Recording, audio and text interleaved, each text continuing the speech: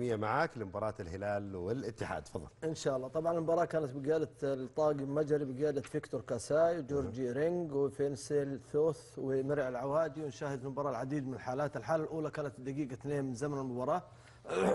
طبعا هنا في مخالفة على لاعب نادي الهلال، لعب الكرة باليد والحكم لم يعلن عن مخالفة، ترك اللعب مستمر. هذه كانت الدقيقة الثانية من زمن المباراة. الدقيقة 11 شاهد هنا لمسة اليد، رفع اليد بوضع غير طبيعي، الكرة خارج منطقة الجزاء طبعا، والحكم كان قريب جدا وزاوية رؤيته واضحة، لكن لم يعلن عن مخالفة وترك اللعب مستمر. الحالة الثانية كانت في الدقيقة 11 من زمن المباراة، أيضا في كرة هنا لامست يد لاعب نادي الاتحاد أحمد عسيري، بعد ارتدادها نلاحظ من القدم إلى اليد، لا يوجد تعمد، استمرار اللعب أيضا كان قرار صحيح من الحكم فيكتور كاساي، لا يوجد تعمد واستمرار اللعب هو قرار صحيح. الدقيقة 14 هدف ملغي لنادي الاتحاد بداعي التسلل، ونشاهد كان قرار الحكم المساعد صحيح ولا لا.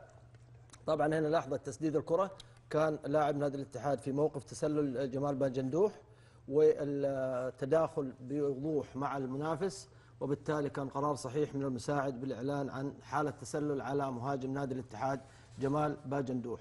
إذن التسلل موجود والقرار صحيح من حكم المباراة. كمل.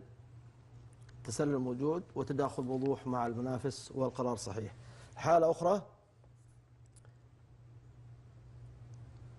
أخرى هنا في سقوط لمهاجم نادي الاتحاد عبد الرحمن الغامدي مع نشاهد ليس هذه الكرة اللي هناك بدون لعب كرة، كان في سقوط لمهاجم نادي الاتحاد نتيجة الاندفاع. لا توجد أيضا أي مخالفة على مدافع نادي الهلال، لا توجد أي مخالفة على مدافع نادي الهلال، واستمرار اللعب كان هو القرار الصحيح، لا توجد أي مخالفة. حالة أخرى الدقيقة 30 نلاحظ هنا في مخالفة على عبد الفتاح عسيري، الحكم منح البطاقة الصفراء للاعب نادي الاتحاد، ونشاهد الحالة هل هي المهاجم بتهور أم محاولة إيذاء المنافس. لاحظ القدم اتجهت إلى ساق المنافس، وبالتالي كان القرار ركلة حرة مباشرة وبطاقة حمراء وليس البطاقة الصفراء. لاحظ القدم اليمنى لمهاجم أو لاعب نادي الاتحاد في ساق اللاعب نادي الهلال، وبالتالي كان القرار يجب أن يكون بطاقة حمراء وليس بطاقة صفراء لاستخدام أكثر من القوة اللازمة لاستخلاص الكرة.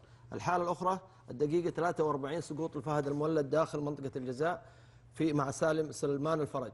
لاحظ في هنا حركتين، الحركة الأولى هي استخدام الذراع مسك لم يعلن عنه، ولاحظ أيضا بالنسبة للقدم دعس على أو مهاجمة بالقدم على قدم لاعب نادي الاتحاد، القدم اليمنى للمدافع الهلالي مع القدم اليسرى لفهد المولد، وركلة جزاء لم تحتسب في الدقيقة 43 من زمن المباراة لفهد المولد لاعب نادي الاتحاد. إذن المسك موجود والقدم أيضا موجود. لاحظ القدم هنا، القدم اليمنى لمدافع نادي الهلال مع القدم اليسرى للاعب فهد المولد، حتى الله يكرمكم الحذاء خرج من قدم اللاعب، وبالتالي ركلة الجزاء لم تحتسب للاتحاد في الدقيقة 43 أي في نهاية الشوط الأول.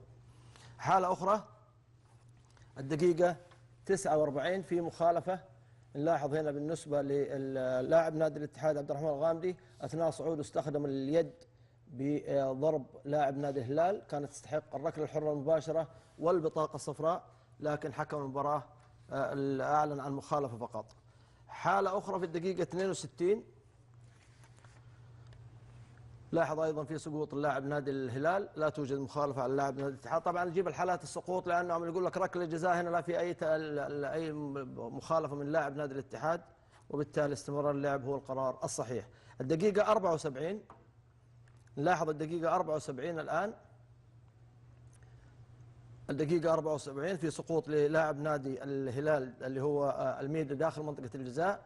نلاحظ عملية هنا في الدفع من الأخطاء العشرة الموجودة في المادة 12 الأخطاء وسوء السلوك، دفع ركلة جزاء لم تحتسب للهلال في الدقيقة 74 من زمن المباراة. هنا الدفع واضح، الدفع من ياسين حمزة للاعب الميدة، وركلة جزاء لم تحتسب لنادي الهلال.